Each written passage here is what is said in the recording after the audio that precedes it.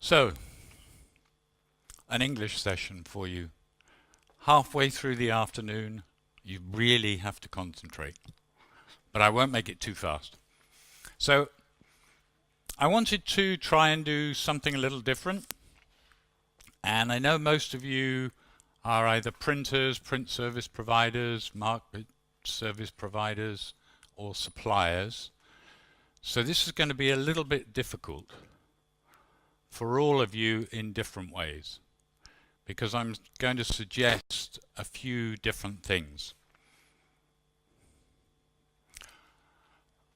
Earlier this month I was a good reader of print, and I was reading a publication called Financial Times, weekend version, so nice and relaxed. And the main article is the end of the trucker. Not the end of the truck, but the end of the trucker. So we all know that already in the north of Sweden, Germany, some parts of the UK, across the States, Australia, there are truck trains with no drivers. So I thought, I wonder what's going to happen in the industry I'm in. What effect is technology going to have fairly soon or already beginning to happen? So I started off with the theme of the trucker, and one of the things I believe is that for all of us, as the don't buy before you can sell message suggests, we need to really think about how we sell, because the people we're selling to, what we're selling, is one, getting different, but it's also getting tougher for most of us. And I think probably for suppliers and printers alike, and I consult for many across many different countries, this is the biggest thing that most salespeople do not do. They talk about the product, not the benefit to me, the customer. And it's the one slide that Ulf and I use again and again, and then demonstrate from it in all of our sales workshops. People talk about features. I never want to hear about features. I only ever want to hear about benefits. So in the sales world, they go features, benefits. I just don't want to hear about features at all. If you benefit, sell, you don't need to talk about exactly the technology or how it works. And this is sort of the part of my main theme, because what I want to try and do is come up with some things that I think are happening in our industry and are accelerating. And as printers and suppliers, if you did a few things a little bit differently, you may all have a huge benefit. So let me give you an example. If I go to a country and I'm talking about a new inkjet press, the sales manager for Kodak, EFI, Heidelberg will say there are only 3 customers in this country, or there are only 10 customers that potentially could buy that product. I don't think that's true, because I think the suppliers need to change the way they sell dramatically, and the printers need to go to the suppliers with a proposition, which is a little bit different from the way it normally happens. So this is what I want to try and explain today. When I thought about the trucker, I came up with 3 things in the printing industry which are either happening today or are about to happen and maybe accelerating. And you may not agree with any of these. They're not the normal ones. Hopefully you haven't heard of them before. But let me give you a starter. There are a lot of new inkjet engines, presses, of all different sizes, shapes, Most of them are very expensive, and most of them are just beginning their life. I think over the next even 2 or 3 years, the quality that these engines will produce will be much, much higher than it is even today. And maybe over the next 5 or 10 years, that'll keep going up almost every year. So how do you buy an engine that then is still useful 2, 3, 5 years out, which is what you used to do? The other thing that's going to happen is I think the price of these engines will drop very fast. Maybe not the list price, but what a print service provider actually pays to use that device. And that most of the digital press, inkjet digital press providers are already beginning to offer deals to printers that are way below what they used to do.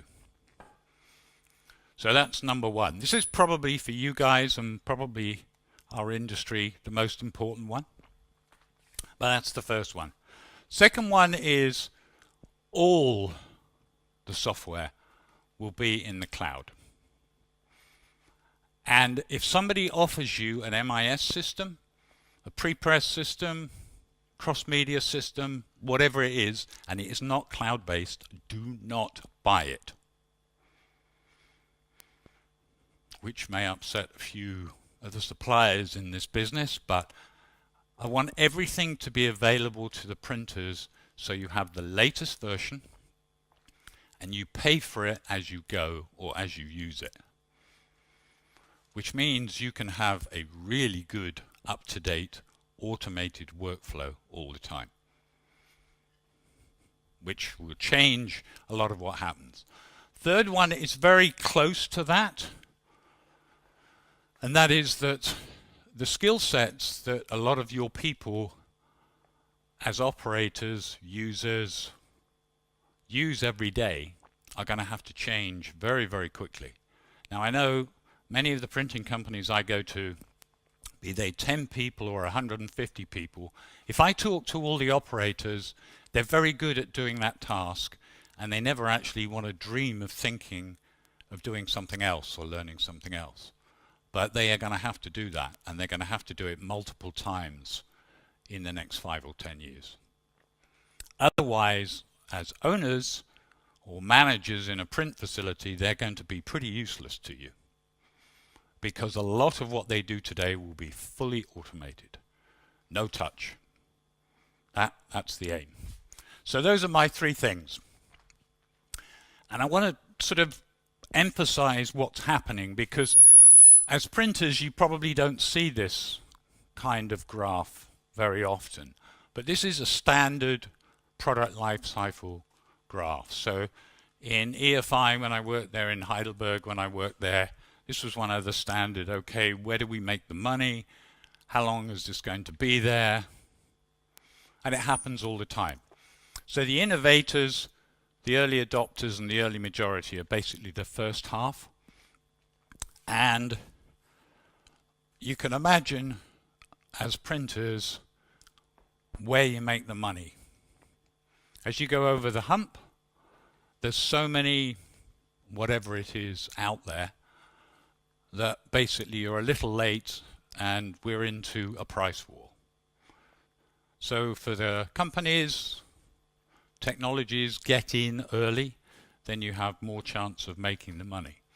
So if that's the normal life cycle, what's actually happened? So I've just picked a couple of things that, a couple of products that maybe many of you use and are used to. You can see where we are in production cut sheet. We're basically, most of the developments happened. There are thousands out there. This is not maybe for the supplier's ears. I don't know why anybody needs to buy another digital toner-based press. There are so many in the world not at their full capacity that, you know, we're way over the hump. So if I look forward a bit, this one surprised everybody. So if I just take EFI as an example, I think it was 2005, they bought Viewtech.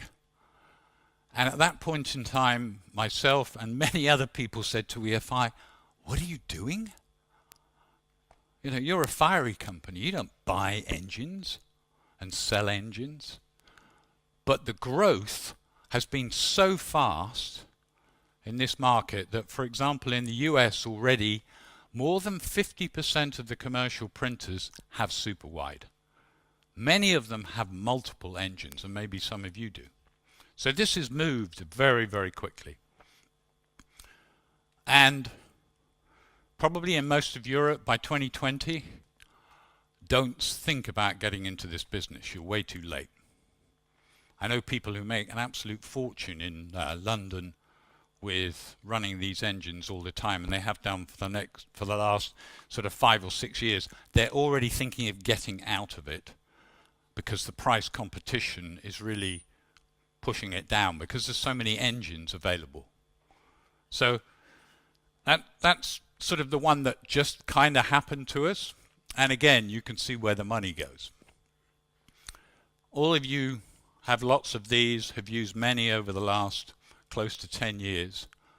And obviously Apple and other companies have invested billions in this technology. In the industry you're in inkjet technology alone, with all of the suppliers, they are all investing billions. And part of what is happening is actually going to help the printers. It's probably going to be a little bit difficult, take 1, 2, 3 years to get there. But because so many suppliers are investing so much money in inkjet, they need to sell a lot to get that money back. Plus, it's unlike toner technology. They don't have 10 years to do it. These engines are being updated so quickly that if you don't keep on developing as an engine supplier, you'll basically stop selling. So you have a huge number of suppliers compared to what we're used to, developing at an enormous rate. So I reckon within a couple of years, and I'm beginning to hear this is already happening, that the price of what was an $1 million engine to a user is probably actually close to $400,000 or $500,000. Why is this important to printers? Because what this does, this enables printers to go to a supplier who is beginning to bring a new engine to the market, who wants test sites, and offer the supplier a deal. And this is a very different world because there are a lot of suppliers with a lot of new engines. Plus, particularly in inkjets, the inkjet heads, probably over the life of an inkjet press, let's say it's 10 years, each year there will probably be a major upgrade in the heads.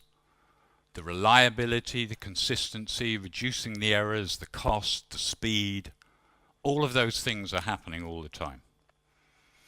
So you have, looking at what might happen in the inkjet world, you have, probably it started about 10 years ago, just started. Now you're going to see an enormous acceleration. Any of you who've been in the print business for a while probably remember computer to plate, CTP, early digital. It took time. This is going to go like that. It's like the rest of the world that we live in. It is going to move very fast. Get out of the business for 2 or 3 years and your engine will be so out of date that your competition will just blow you away. Maybe not necessarily on price, but on what they can offer.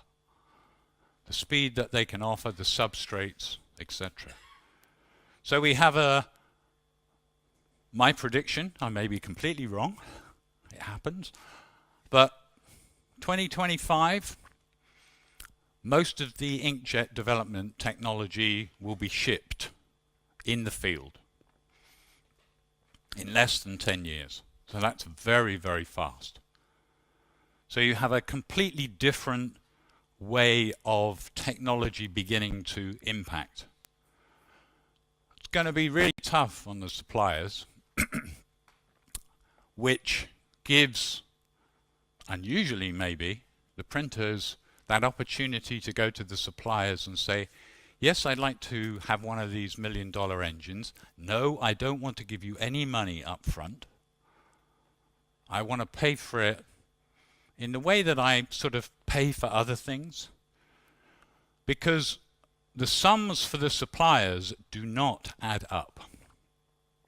I can go around each country into each type of inkjet press and tell you, using the normal list price, how many they're likely to sell in that country.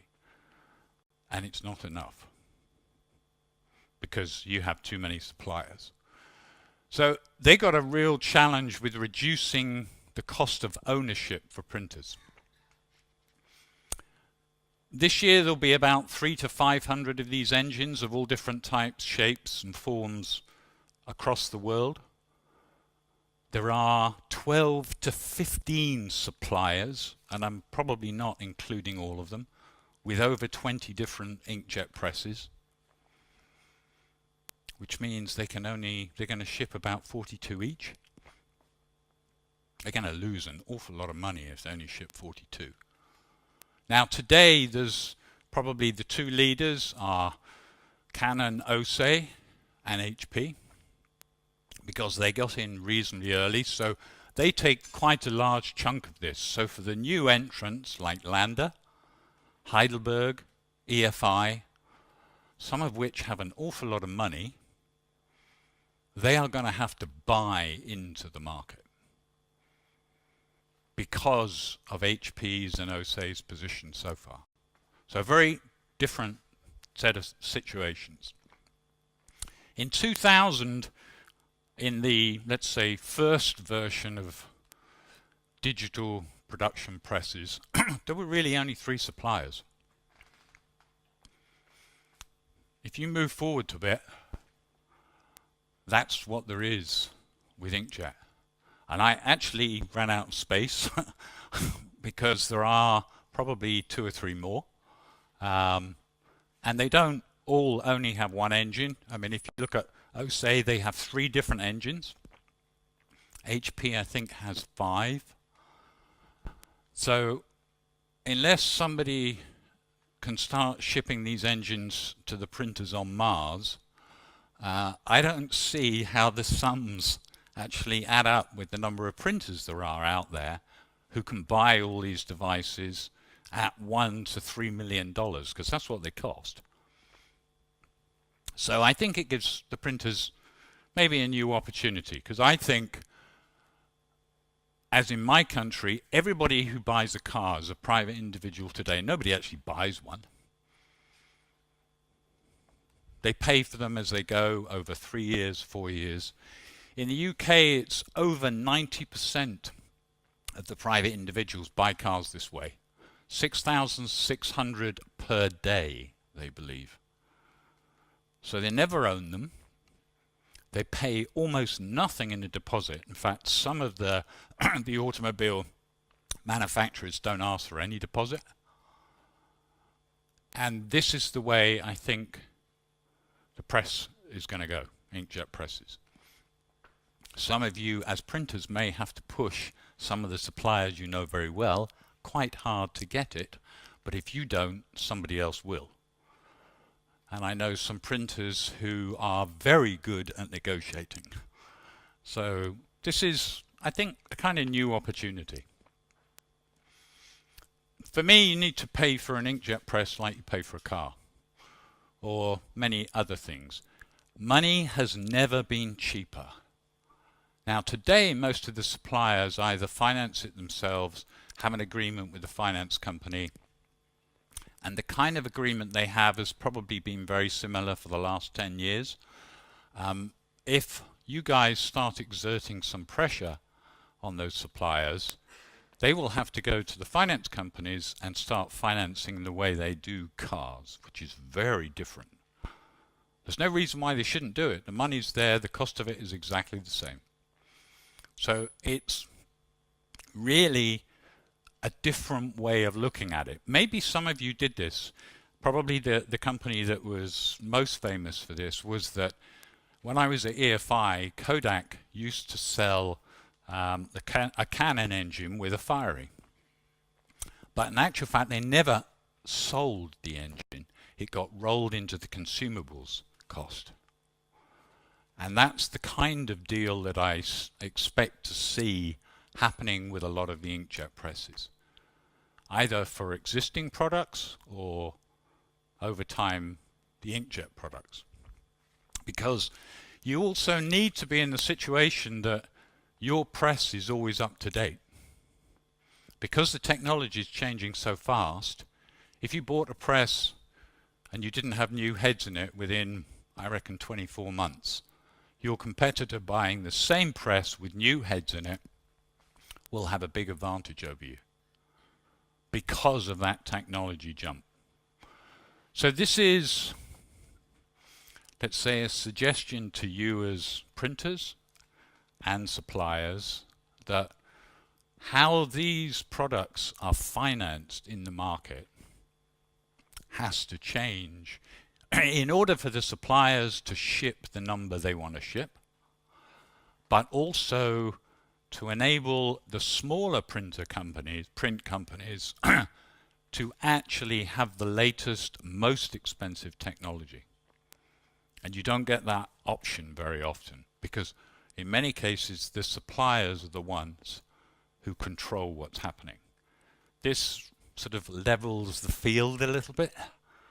Maybe not forever, but it gives you a different opportunity.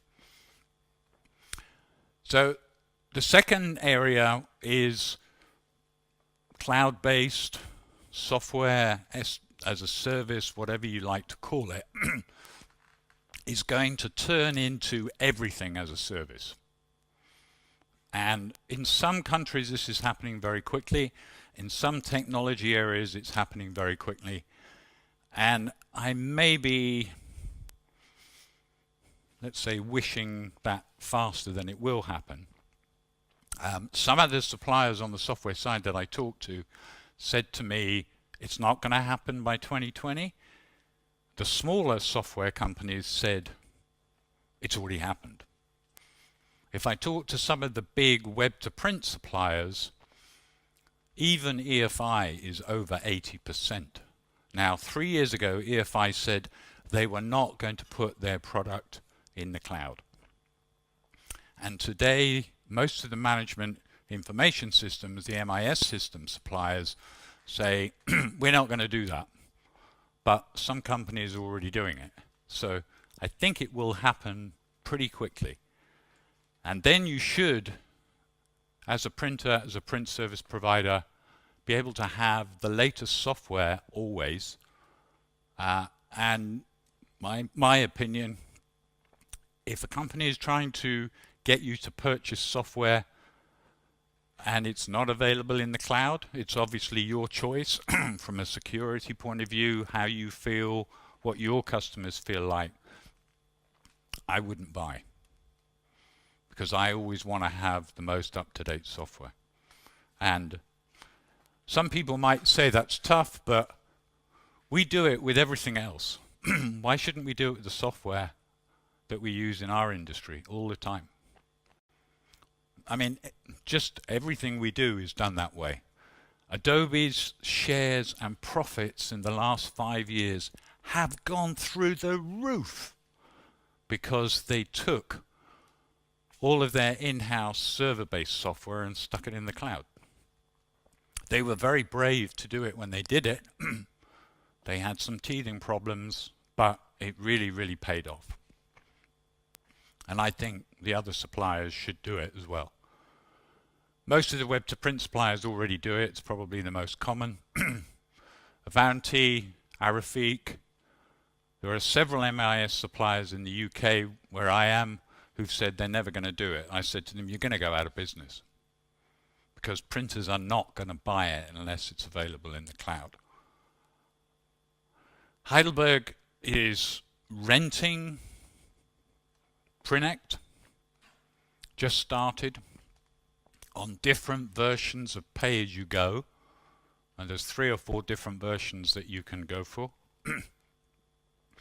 And even some of the cross-media systems are going into the cloud, and there is no reason technically today why you could not have a Fiery in the cloud. It is technically possible. EFI won't do it because they control the market of the Firies, and they also sell it as hardware, so obviously their revenue would do that for a while, but it's possible, it's doable. So the third area is workflow automation. One of the things that Ulf and I have been working on for many years, I don't know how many different workshops we've given on it. We did some of it when we were at EFI, but the Fiery has fantastic software in it, but the problem is I needed a human being to touch it all the time.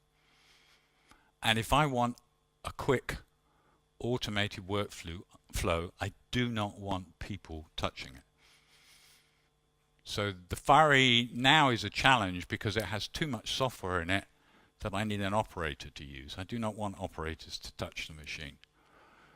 And this is already happening. Some companies are doing this really well, but it means that as a printer or a print service provider, your people in production, creative, they will have to learn new skills, and very fast and probably quite often. You still need them, but you don't need them to do a lot of the manual tasks they used to do. Some of them, yes, but not all of them. So to come back round to where I started, I tried to find some figures, and I do a lot of research, so I know a lot of places to go, as to how much money print companies spend on sales training. I can't find any information anywhere in the world, so I thought, well, this is a pretty good slide. I remember Ulf and I talking when we were in EFI, and we said, why is it nobody actually does their job? And if this is an average, you can see what happens in a lot of companies. And I thought this was the sort of flip, but most of the people I've done work for as printers, if I say to them, how much time or money do you actually invest or spend on updating your sales skills? And most of them say it's less than 5%. Now, I know how difficult it is to sell compared to even 5 years ago. So for most of the suppliers and most of the printers, if you're going to spend all this money on a new inkjet, new workflow, whatever else, you need to think about spending some money and time either for yourself or your people to make sure that your skills are really up to date. Because this is something I really believe. If the technology is moving very, very fast, faster than my 45 years in the print industry. It has never been this fast. There have been speed bumps along the way, but today on workflow, on digital presses, it's just extremely quick. And you need more than the latest technology. You can already see what's happened in superwide in a decade. Already in some countries, 50% of the commercial printers have superwide engines. So that profit that you can make by being early disappears very quickly. So you need to add different things to it. Now, and Ulf and I have trained a lot of them, their salespeople, how to sell their own products, which you may find a bit odd, but it happens. And for many people, selling is really scary. You need to work with somebody who you trust, who can teach you how to do it in all its different shapes and forms. There are many different methods. If we do courses, which we have many, this is how we cover the topics, the things that we think people need to do. And it changes depending on your company, your country, how you operate. But you need to get better and better all the time at all of these. So you never actually get to the point where you've finished. If you get good at one, then you go back and revisit another. And we spend a lot of time going through these types of courses. So I don't think it's the end of the printer. Print service provider, market service provider, but you're going to be changed in the next few years more than you have in the previous 5 or 10 years. What that gives you, however, is some opportunities if you can see what's coming. Particularly, I think, on the inkjet hardware. I think this is a huge opportunity because there are lots of new niches coming up, which if you decided that you want to specialize in, go to a supplier who sells that engine, who's just beginning to deliver them in your country. And say, okay, I'll take one of those. I know it may have a few teething problems. I know it may have a few challenges, but you will learn so much by being in at the beginning. And then you can really use the advantage that you learn from being an early adopter. So I don't think it's the end, but I really think it's going to be very, very different. And it has changed many times, but now that change is accelerating. So I hope this gives you 2 or 3 different ideas of how you might work, how you might negotiate, what some of the opportunities are, and I hope they're ones you hadn't thought about before. Thank you very much.